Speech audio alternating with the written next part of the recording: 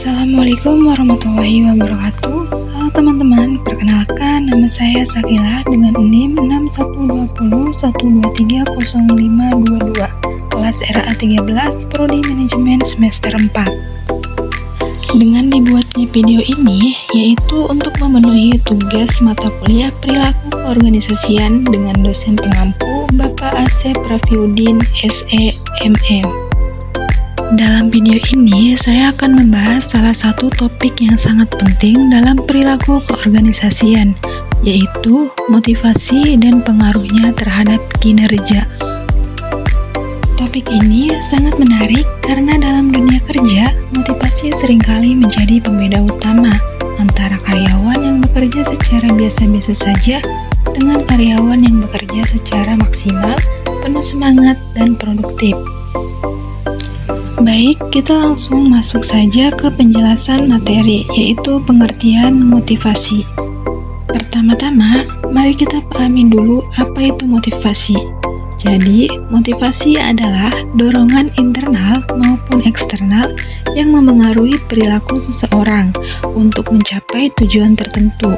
Dalam konteks organisasi, motivasi berperan penting dalam meningkatkan semangat, produktivitas, dan loyalitas karyawan.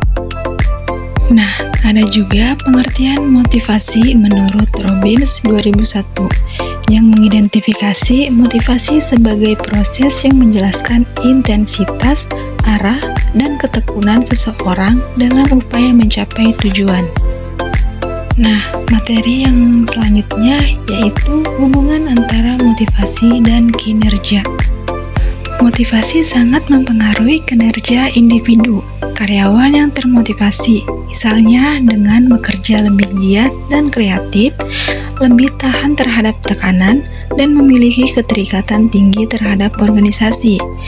Nah, dalam dunia organisasi, motivasi sangat berperan dalam menentukan sejauh mana seseorang karyawan dapat bekerja secara efektif. Nah, sebaliknya, jika motivasi rendah, maka kinerjanya pun akan menurun. Bisa jadi, ia hadir ke kantor setiap hari, tapi tidak benar-benar produktif. Jadi, bisa kita simpulkan bahwa motivasi bukan hanya sekedar semangat, tapi komponen penting yang berpengaruh langsung terhadap kinerja individu dan organisasi. Baik, materi yang selanjutnya yaitu teori-teori motivasi. Yang pertama ada teori hierarki kebutuhan Maslow. Teori ini dikembangkan oleh Maslow. Maslow menyusun 5 tingkat kebutuhan manusia dalam bentuk piramida. Kebutuhan tersebut meliputi yang pertama, fisiologis, seperti makan, minum, dan tidur. Yang kedua, keamanan, merasa aman secara fisik maupun finansial. Yang ketiga, sosial, merasa diterima dan dihargai dalam kelompok. Yang keempat, penghargaan, butuh pengakuan atas pencapaian. Yang kelima, aktualisasi diri, mencapai potensi tinggi. Cara penerapannya, manajer harus memastikan kebutuhan dasar terpenuhi sebelum mengharapkan karyawan mencapai potensi tinggi. Misalnya seperti gaji yang layak, budaya kerja yang harmonis, penghargaan atau promosi jabatan, dan kesempatan untuk berkembang seperti pelatihan. Nah, teori yang selanjutnya yaitu teori 2 faktor Herzberg. Friedrich Herzberg membagi 2 faktor yang mempengaruhi motivasi kerja, yaitu yang pertama faktor higiensi, seperti gaji, kondisi kerja, dan keamanan. Yang kedua faktor motivator, seperti pengakuan, pencapaian, dan tanggung jawab.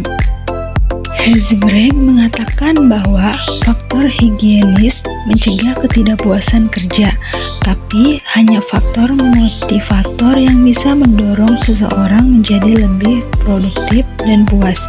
Jadi, misalnya, sekalipun gaji sudah tinggi, kalau pekerjaannya monoton dan tidak diberi tantangan, maka seseorang tetap bisa merasa bosan dan tidak berkembang. Nah, cara penerapannya yaitu dengan berikan tantangan dan penghargaan atas pencapaian untuk motivasi. Teori yang terakhir yaitu teori harapan. Dengan kata lain, Viktor Fromm. Motivasi muncul bila seseorang percaya bahwa yang pertama usaha, kinerja, dan hasil. Yang kedua, dan hasil itu berharga baginya. Nah, Viktor Fromm menyampaikan bahwa motivasi seseorang itu bergantung pada 3 hal. Yang pertama, ekspektasi. Misalnya, apakah saya percaya bahwa saya bisa menyelesaikan tugas ini? Yang kedua, instrumentalitas.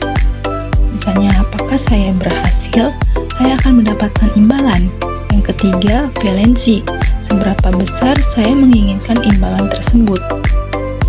Jadi, motivasi akan tinggi jika seseorang merasa bahwa usahanya akan menghasilkan kinerja dan kinerjanya akan membawa hasil yang diinginkan. Misalnya, seorang karyawan akan memilih termotivasi bekerja keras jika dia yakin bahwa hasil kerjanya akan dihargai dengan bonus, promosi, atau pengakuan. Cara penerapannya yaitu dengan berikan target yang jelas, tunjukkan bahwa kerja keras akan dihargai. Nah, di sini saya akan memberikan sebuah ilustrasi nyata dari lingkungan kerja. Nah, di sini ada studi kasus yang dimana di sebuah perusahaan bernama PT Sinar Digital yang bergerak di bidang jasa pemasaran digital, manajemen menemukan bahwa dalam 2 bulan terakhir, kinerja tim desain grafis menurun drastis. Banyak pekerjaan molor dari tengah waktu, kualitas desain tidak maksimal, dan bahkan ada 2 orang resign tanpa pemberitahuan jauh hari. Setelah dilakukan survei internal dan wawancara terbuka, ternyata ditemukan beberapa masalah. Yang pertama, karyawan merasa kurang dihargai atas hasil kerja mereka. Yang kedua, tidak ada penghargaan atau umpan balik positif, meskipun mereka lembur atau menghasilkan desain yang viral. Yang ketiga, tidak ada kesempatan pengembangan diri seperti pelatihan desain lanjutan atau promosi. Menanggapi hal ini, manajemen mulai mengambil beberapa langkah penting, antara lain yang pertama, memberikan bonus bulanan kepada tim dengan performa terbaik. Yang kedua, menyediakan program pelatihan desain lanjutan secara berkala. Dan yang terakhir, menambahkan sesi evaluasi 2 arah di mana karyawan bisa mendapat umpan balik dan menyampaikan ide. Setelah 3 bulan, langkah-langkah tersebut diterapkan, nah hasilnya itu sangat positif. Yang pertama, produktivitasnya meningkat 40%. Yang kedua, tidak ada lagi karyawan yang resign. Yang ketiga, karyawan mulai menunjukkan inisiatif sendiri dalam proyek. Nah, di sini juga saya menganalisis hasil dari studi kasus dengan teori motivasi. Yang pertama, teori Maslow. Dari teori Maslow, kita tahu bahwa kebutuhan manusia tersusun dalam 5 level. Dalam kasus PT Sinar Digital, yang pertama, kebutuhan penghargaan terpenuhi saat perusahaan mulai memberikan bonus dan pengakuan atas hasil kerja. Yang kedua, kebutuhan aktualisasi diri terpenuhi lewat pelatihan desain dan sesi penyampaian ide.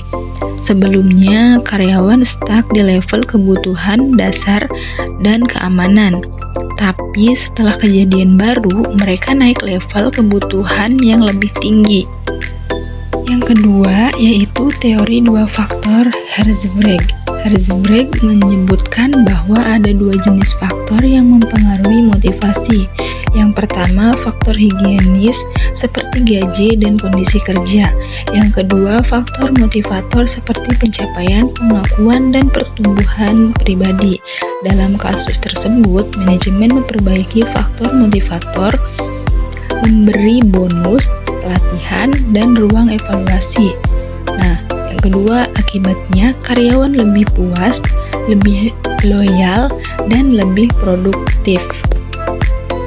Yang ketiga, teori harapan. Menurut Fromm, motivasi tinggi akan muncul jika yang pertama karyawan percaya bahwa susahnya akan membuahkan hasil. Yang kedua, hasil tersebut akan dihargai. Dan yang ketiga, penghargaan itu punya nilai personal bagi mereka. Di PT Sinar Digital tersebut, karyawan jadi yakin bahwa bekerja keras mendapat bonus dan itu bernilai bagi mereka. Itulah sebabnya motivasi meningkat dan hasilnya bisa langsung terlihat dalam peningkatan kinerja. Nah, yang terakhir yaitu kesimpulan. Jadi, motivasi itu sangat berpengaruh terhadap kinerja karyawan yang termotivasi, akan lebih giat, produktif, dan loyal. Dengan memahami teori-teori motivasi seperti Maslow, Heisenberg, dan Fromm, organisasi dapat menciptakan hubungan kerja yang mendorong kinerja optimal. Poin-poin penting, yang pertama, motivasi mendorong semangat dan kinerja kerja. Yang kedua, Maslow, kebutuhan manusia harus dipenuhi bertahap. Yang ketiga, Heisenberg, ada faktor pemicu, motivasi, dan pencegah ketidakpuasan. Yang keempat, Fromm, motivasi muncul jika usaha dianggap membawa hasil yang bernilai. Pesan pentingnya, pahami apa yang memotivasi diri dan orang lain. Yang kedua, bangun lingkungan kerja yang menghargai, mendukung, dan memberi ruang tumbuh. Dan yang terakhir, motivasi yang tepat akan menghasilkan kinerja yang hebat. Baik teman-teman, cukup sekian penjelasan materi dari saya. Kurang lebihnya mohon maaf apabila ada salah kata dan kekurangan. Wabillahi taufiq wal hidayah. Wassalamualaikum warahmatullahi wabarakatuh.